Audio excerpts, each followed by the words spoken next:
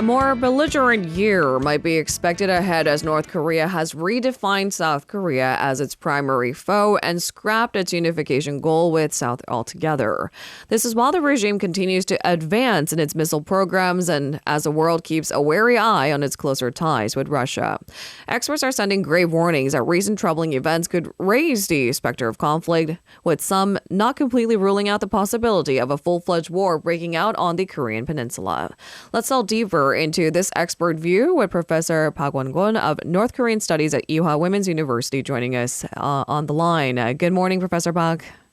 Good morning. Thanks for having me. Thank you so much for joining us. So we want to actually get a closer view on some of these expert views. Some U.S. experts have chimed in saying that Kim Jong-un has already made a strategic decision to go to war against the South. Do we really need to be worried about a war breaking out in Korea? Well, I don't agree with the so-called some experts. They did not represent a dominant view. Of course, I know them very well for past several years, and it means that what kind of argument they are making. And they suggest actually two reasons that Kim Jong-un has made a strategic decision. This is pretty much different from the other years. But I don't have time to explain why this is. I don't agree with that. But this is the group to emphasize the dialogue over the deterrence, and they argued for the arms reduction talk instead of the complete denuclearization of North Korea. So I think definitely they do have some policy orientation. And it seems to me the Kim Jong-un statement represents his frustration because of the enhanced ROK-US deterrence capability against North Korean nuclear threat, and of course, its poor performance on the economic side. North Korea has suffered deteriorated the situation for past several years.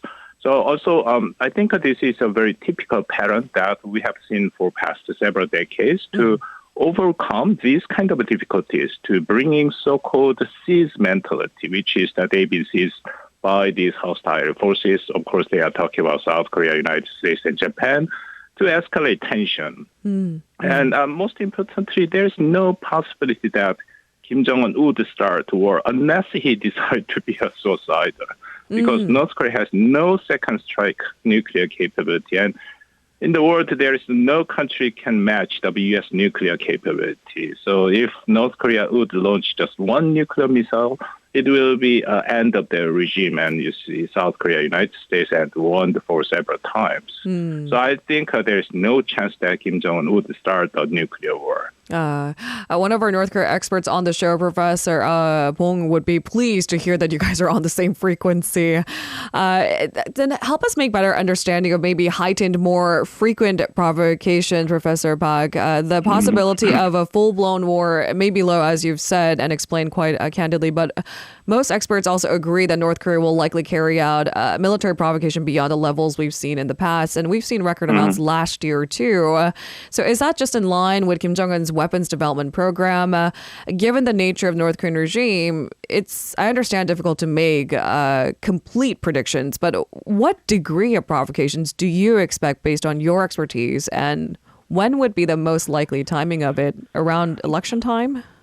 Well, I think we have to first define the definition of the provocation. And you said that the provocation, like the launched missiles, and including ICBM, the short and long range, the ballistic and cruise missiles, it's also possible. I mean, they already done the 4 times of cruise missiles launched for past 10 days. So they are going to continue to that. But other type of provocation, like a localized provocation that we have experienced in 2010, the Yeonpyeong shelling and the sinking of Cheonan Corvette. And I think that the second one is a very less chance that North Korea will conduct again, because you see, since 2010, South Korea and United States have been strengthening their preparedness for the over a decade through a so-called joint local provocation preparedness plan. Because I know this in very detail because I'm closely working with the Minister of National Defense. So all the possible scenario, the South Korea-U.S. alliance have prepared for any kind of this localized provocation. And at the same time, you see the South Korea, United States, we do have a far superior conventional capability. So if North Korea would conduct it, Yeonpyeong type of the provocation, and of course, then South Korea, United States clearly can see the original provocation, and Iraq U.S. can respond precisely to that point in real time. I know that North Korea know all this kind of capability of South Korea and United States. So I think North Korea is very difficult to achieve their goal. So that's why North Korea is pretty much limited to have this localized provocation. And do you think leading up to maybe the general elections here in the country and then again the U.S. presidential election, more provocations will likely take place? Well, I think that's kind of I don't understand about the North Korea's, if North Korea continue to have the provocation just for this upcoming general election, the April of the South Korea, I don't think it's not give any kind of advantage for North Korea at all. Because South Korean people, almost 80% of South Korean people have a negative view of North Korea. It means that if North Korea would continue to this kind of provocation, it will give a more negative view on the North Korea. It doesn't give any kind of advantage or benefit for the North Korea at all. President Yoon, meanwhile, has repeatedly stressed that South Korea will respond overwhelmingly to North's provocations. What level of retaliation do you think is appropriate to avoid tensions tipping over to even a more serious conflict? Well, we should not exclude the possibility to escalate the war. I mean, the low-level military conflict would be escalated. So we have to be very careful and prepare for the whole possible scenario. But I just mentioned about the South Korea-U.S. plan. We have a very detailed plan to respond to North Korea's provocations. And with try to manage the whole escalation. We do have a plan, every stage and every phase, what kind of the weapon we are going to use for what kind of the North Korea's provocation and respond for those things. And also at the same time, that's why South Korea, United States give a strong warning to North Korea and of course President Yoon Suk-yeol and the Minister of the National Defense Shin Won-shi, and they are warning continuously about the North Korea's possible provocation. It's give such a huge deterrence effect to North Korea. And one thing for sure at this moment is that South Korea, United States, and even South Korea alone have any intention to provoke North Korea. North Korea is the one who starts provocation.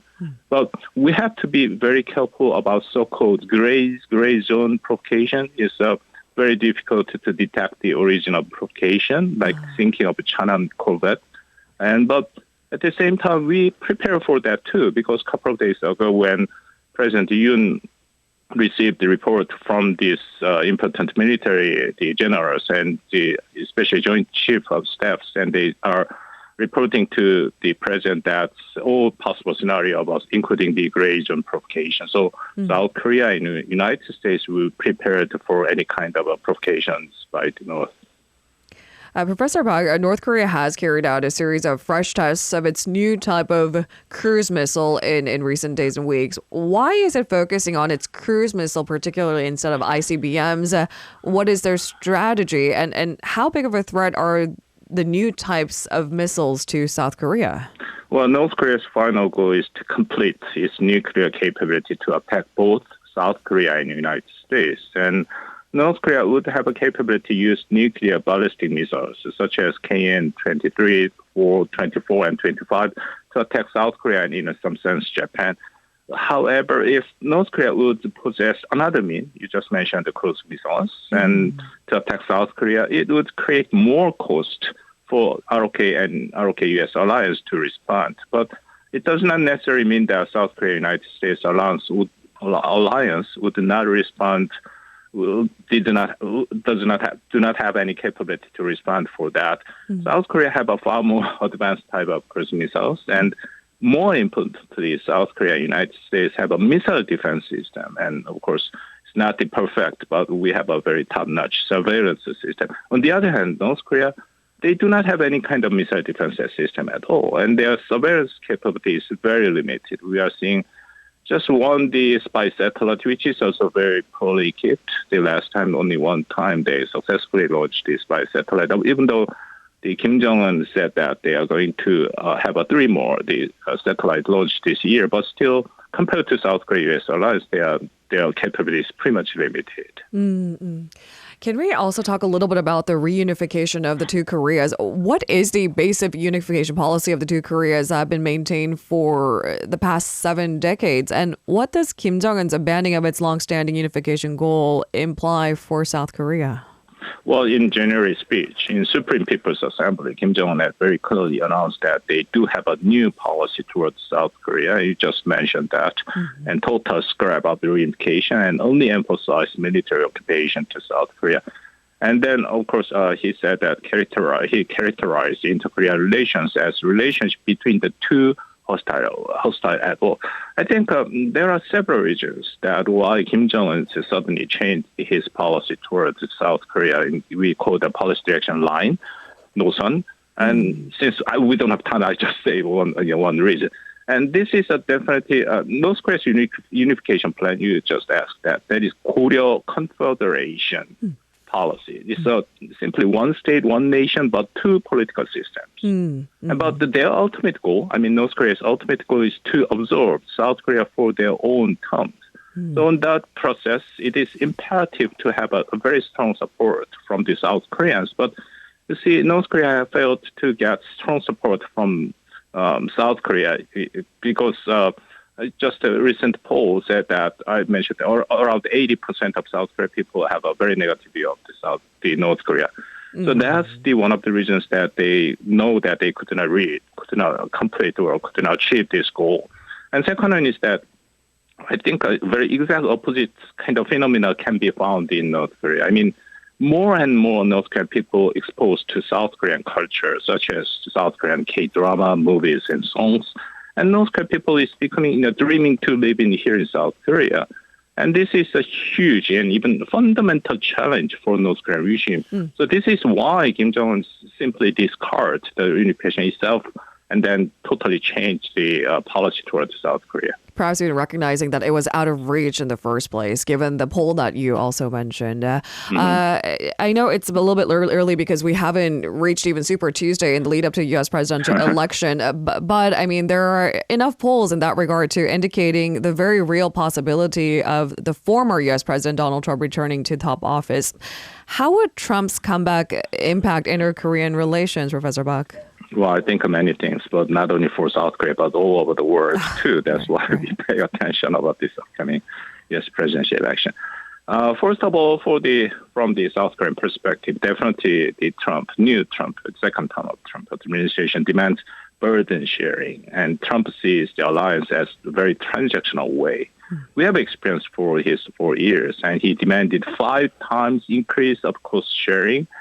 And I'm pretty confident and I'm pretty clear that definitely he demand to increase the sharing if he elected one more time. And also he already pledged to pay back by NATO countries for U.S. spending in Ukraine war. Is one of the 47 agendas and to promise to their own people. And then about the North Korean nuclear issues, and I think many people are saying that this deja vu about 2018, 2019, the summit, in other words, the meeting with Kim Jong-un. But I think there is a last chance to repeat this 2018, 2019 situation because he's always proclaimed that he's a very he performed the business person, and it means that he's very sensitive about the cost and benefit. But about the North Korea, denuclearized of North Korea, he actually failed. So he had experienced how hard and difficult it is. I think there's a better chance that Trump will pay attention to end the war in Ukraine or the Middle East, the Gaza war, and the Korean Peninsula. A shift in priorities is different from the last time he was in office. All right. Thank you very much, Dr. Bach, for today's conversations. We really appreciate it. All right. Thank you. If you're listening to our program using the podcast service, just a reminder that we do go live Monday through Friday, 7 a.m. Korea Standard Time. So tune in and help us make the show more informative by giving us your input. See you bright and early on Good Morning Seoul.